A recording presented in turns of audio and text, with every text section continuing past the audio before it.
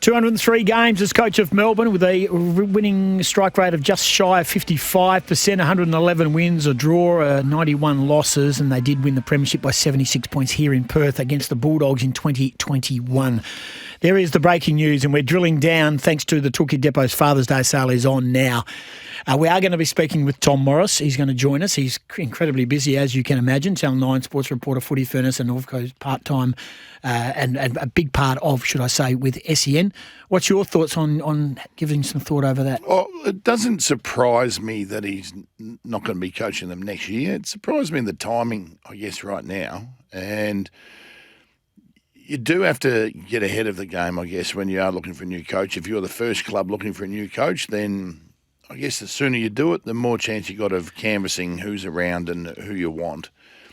Have they made the decision without speaking to anyone else, without having a replacement, without having someone that they think that they can get? That's the one that surprised me, because if you sack a coach, you've got to obviously replace him, but who do you replace him with and who's available? It is interesting, the timing, and we're going to ask Tom. It's 3 weeks to go. Yeah, it's 3 games to go. So what does that prove? Unless the board said to Simon Goodwin yesterday, you will not be coaching next year. And he goes, well, I'm not coaching for the rest of the year. And they basically gave him the option. Sacked, of course. Possibly. I can't imagine, and I don't even know whether the CEO, we're going to ask Tom Morris all these questions. Well, the thing is, CEO and the president are away. So the president, so Brad Green's the acting president, has been for most of the year, right? So their new president hasn't been there forever. Their new CEO hasn't shown up for work yet, and that's all prearranged. So they don't have a CEO, they don't have a full-time president. They've got an acting. Who's made that call? The board's made that call, and it's interesting to find that Gary Lyon, who's a stalwart of the club, has ties to the club, has connections and phone calls into the club. He didn't know a thing about it. Well, we're about to find out. Tom Morris might be able to answer all those questions, because he broke this story just moments ago. Chief footy reporter with 9, Footy Furnace, of course, Channel 9 Sundays and SEN. Hey, Tom, I think no one's shocked that they've made a move, but I think they're shocked with the timing of it. Good morning. Yeah, morning, Goss. Morning, Scotty. I think that's right. I've been pretty convinced now for the best part of 4 to 6 weeks that Goody was in trouble at the end of the year. I couldn't quite put my finger on whether it was definitely going to be sacked. Significant football department changes often include the coach, and that's what's I've reported and others have reported across the last sort of month and a bit. But they made the call. They bit the bullet. I mean, incredibly after a win, probably just tells you how little they think of West Coast, the fact that they win the game and still think he's not the man. But it was, it's a big call regardless. He's the club's only premiership coach since 1964. And he won't be coaching in 2026. Players are being told as we speak. So, Tom, again, this is stuff you will dig for, and you'll get it by the end of the day, and pretty shortly. So, do they say to him, mate, we're not going to take you into next year? And he goes, well, I may as well go now. Is this one of those scenarios? Yeah, well, yeah. I mean, I'd be guessing. I'd imagine that's how the conversation will play out. We're not going to have you coaching next year. What do you want to do What do you want to do the next few weeks? And even just listening to Gary Lyon, who knows Simon Goodwin better than most on radio before, he said there's no way Goody's going to want a farewell game. He's got for a premiership coach, he's got a mixed reputation among Melbourne fans, Simon Goodwin. I think the fact that the premiership wasn't at the MCG probably doesn't make him as iconic as it would have been if he was at the MCG. But the decline of the team across the last few years has been significant. The fact that they've been in the window, maybe not this year, but let's say they've been in the window since they made a prelim against West Coast in 2018. So prelim 2018, missed finals in 19 and 20, flag in 21, straight sets 22, 23, missed finals 24. So when you're in the window, making finals twice and really winning no finals after winning a flag is, in some respects, entirely unacceptable, and that's probably why he's lost his job. Do you see, as we were just talking then, Tommy, about, there's no, the new president isn't there yet. I know Brad's been doing it for the year. No CEO. Decision's been made. Do you think this has been player-driven at all? Do you think, there'll be people pointing at Christian Petrarca, who once again is being touted as maybe not being at the club next year? Does this change anything for him, or is it purely board decision? Yeah, I don't think it's been player-driven. I think Goody's got good support among players. I think players really like him. which might be part of the problem, that they're so loyal to him that it's very hard for him to make the significant changes required to improve this football club. Like, if Goodwin wasn't so loyal to his players and vice versa, then maybe they trade Oliver or Petrarca last year. Maybe they allow Bailey Fritsch to go. Maybe they reset this team. But he's not the only premiership coach who's been loyal to his players, and not the only coach that the players have been loyal to either. So, no, he didn't lose the players, but he clearly lost the board. And in the end, that's what matters. Last one for you, and we know you're pressed for time. We appreciate you giving us 5 minutes. So now the obvious question is replacements. Hinkley... Yep. Simpson, who has said he's not interested at the moment. He's quite happy doing what he's doing and all this sort of stuff. What's your vibe? They'll make a call to Adam Simpson. They'll make a call to Nathan Buckley. I'd be surprised if they didn't make a call to John Longmire.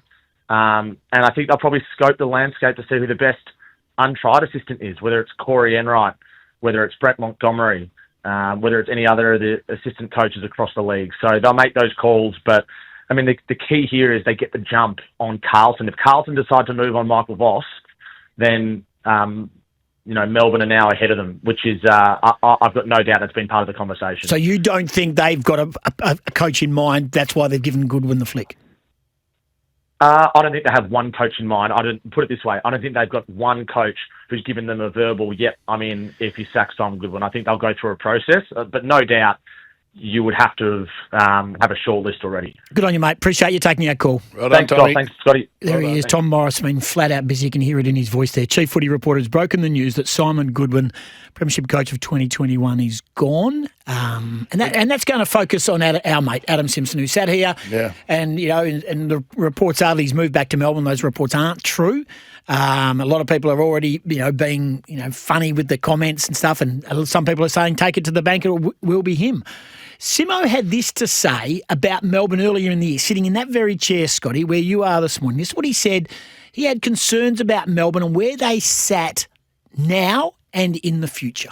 Yeah, look, I've never been really sold on Melbourne. I still think they need their best players to dominate. They've still got 14 or 15 premiership players. I'm worried about Melbourne in the next couple of years with Tassie coming in, what they do. They've got good kids coming through, but they still rely on the top five, like a lot of teams do. But so that's it, and he hasn't wavered from that. So Simo he's a very respectful person. So he doesn't talk about he will refuse to put his hand up for any job that someone already has. That's just his ethics, and that's a beautiful thing to have. Do you think that he has just towed those lines because of the person that he is, and that he doesn't want to dance on anyone's grave, and he doesn't want to look like someone who's knifing someone else for a job, which you just know it's not in his nature. He wouldn't do it. Do you think that he is a possible consideration? I think he's a possible consideration from a Melbourne perspective. Oh, if you're Melbourne, you're ringing Adam Simpson. You're just doing it. He has. Why do I have to talk on his behalf as a public relations officer? No, I'm asking you. Whether it's John Longmire. Sorry, I was talking aloud. I'm talking aloud. Adam Simpson will commute. He has massive business interests and leadership interests and board interests in Western Australia. It's going to be a huge upheaval for him to go. He loves WA. Correct. But his media journey will he will be back in Perth basically every week next week. Now, if and when he moves back to Melbourne and buys in Melbourne, it ain't going to be in the heart of Melbourne, let me tell you right now. That doesn't matter. But what I'm saying is, if you're going to be an AFL coach, commuting 2 hours every day is going to be tough work. You're only looking an hour and a bit away. Anyway, bottom line is for all of this is, does he want it? And I don't think right now, just from the little conversations we have, and I think he's gone on the public record, it's not something he has thought about. Does it change now? He will take the call. He'd be derelict in his duty not to. Does he want Melbourne? I'm not so sure. Who would? And is he right now in a space where he's really comfortable doing what he's doing and making a good living out of it through various forms, or does he want to get into the hustle and bustle of a team which he says has a long, hard road ahead of him, and he's gone on the public record? It'd be a loss. It would be a loss to us, the football public and viewers, to lose his commentary of what we've seen this year, right? Because he's brilliant at it. and gives us a different insight. So being selfish, I don't want him to coach again because then he'll just go back to being boring ass coach again, giving us nothing. Yeah, look, as his wingman, I've just got to go where I've got to go. So if he goes to Melbourne, I'm just going to have to get. You're going to pack up? I'm just going to have to. You have to go too. Yep. Made in Victoria for WA. That's not going to work. Witho said this on April 18. And when you think about a group like this, you think, do you take on a first-time senior coach, or do you take on a senior coach that's been there, experienced it, done this with players like Shuey, Nat Nui, Yo, Redden, and that leads me to the big watch, and that's Adam Simpson. And we know Simo's got a cushy job in the media now with you boys, and he's doing a really good job. But I think what we can all agree on is he's a competitor, loves a challenge. I think he's got more to give to the game, and I think he would do really well with this Melbourne list. That's Witho. Anyway, look, whether he likes it or not, he's now. He is. That's the situation he's in. He's now in the situation where he's available. He's got links to Victoria. He'll be in and out of WA repeatedly. He's coached a premiership.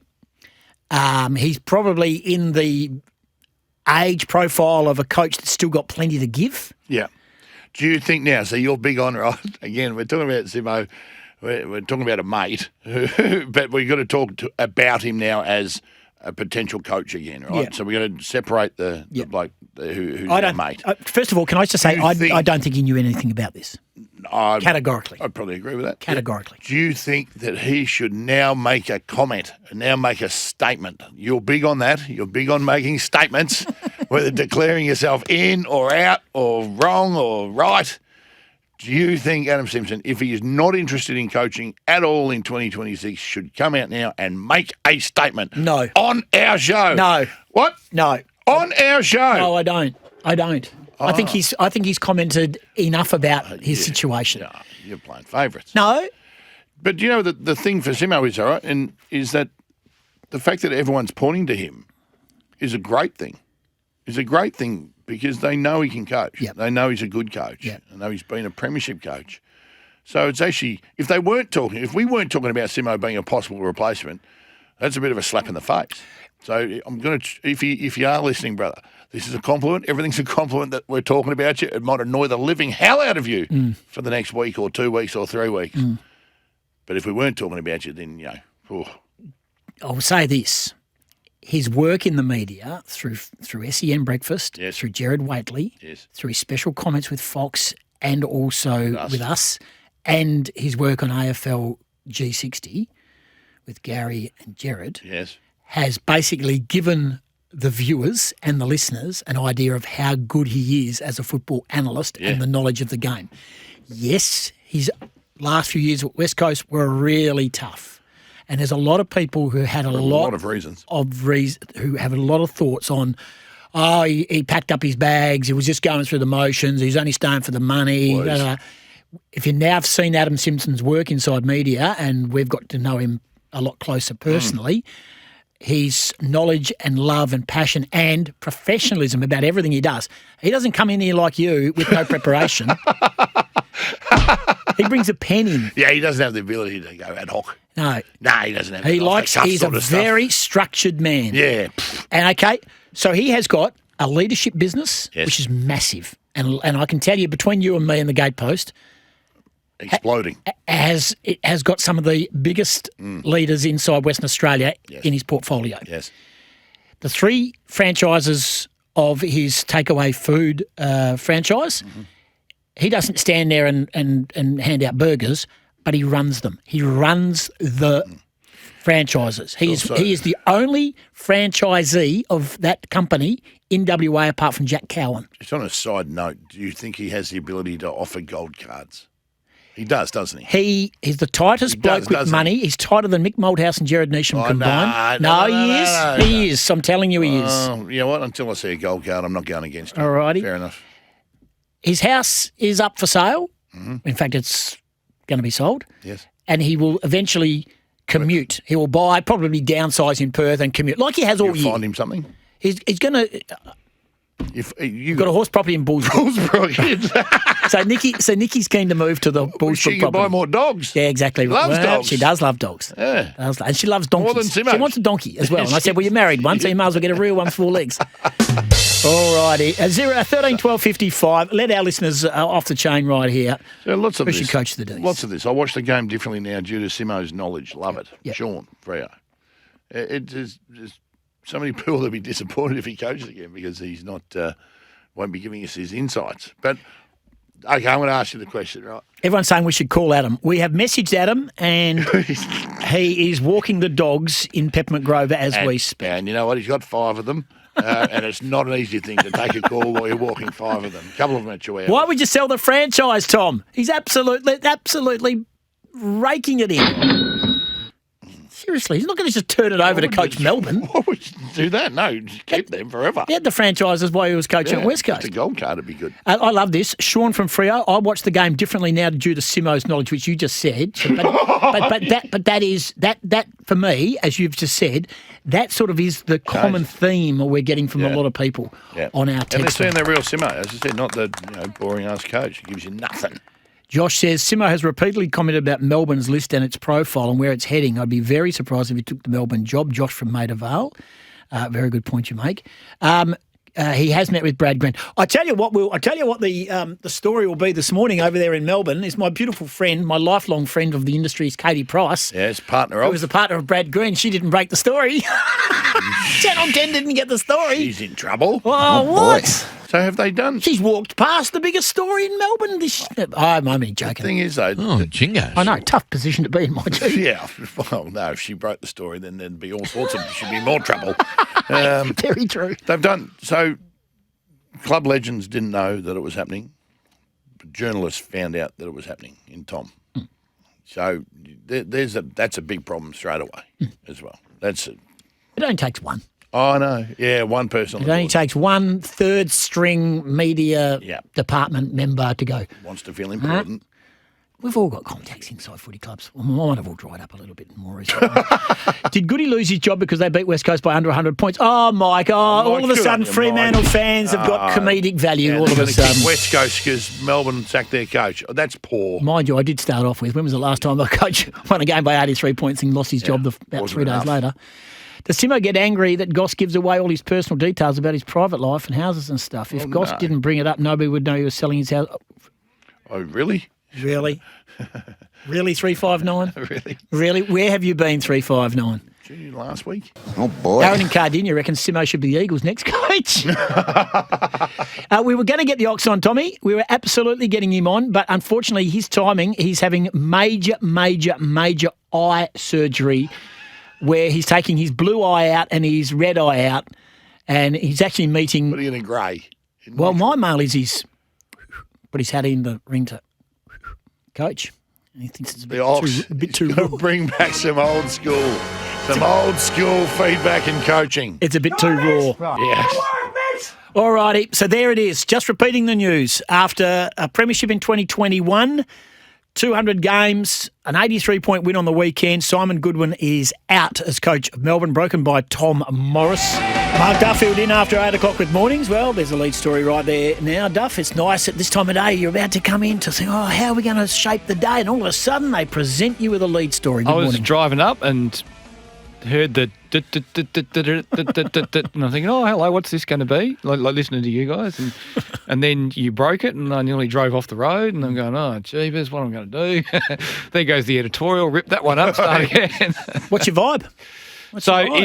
I've rung a couple of people on the way up and no one's got concrete information on this, but they all say it reeks of one of those situations where he was told not coaching next year and basically accepted, let's do it now. And the interesting thing for them is, okay, the usual suspects will get phone calls. So Adam Simpson's getting a phone call. Now, what happens out of that phone call, I don't know, but he'll be called. You'd think John Longmire gets a phone call as well. The interesting thing on this, though, and we're having this discussion off air, is that they always go to the tried and true, the proven premiership coaches, but the game moves quickly. And Has Alistair Clarkson's return to North Melbourne been successful? Nope. Has Ross Lyon's return to St Kilda Nope. been successful? Not that Ross is a premiership coach, but he's a highly acclaimed coach. The game shifts quickly. How many years are you still in the game? So Simo and Horse are both 1 year. I think so. Adam and John Longmire, you would say, are close enough to be still very relevant. Right. Hasn't passed them. Provided they have the energy. Nathan Buckley? That's the key. Well, Bucks has been out for a fair while. Yes. Now. So, yeah, I'm not sure. And I hear his main interest is Tasmania. Hinkley. Well, Hinkley is fresh, but Ken's different, isn't he? You know, he's an emotion coach. Is that what they need right now? I mean, I think there's been a bit too much. They need method, Melbourne, I think. And so who's got strong method? That would be Longmire and Simpson, you would think. So you would think that would be the two first phone calls they would make. I did hear Hayden Skipworth was mightily impressive in the process at West Coast and is very highly rated at Collingwood, so you'd think he gets a phone call as well.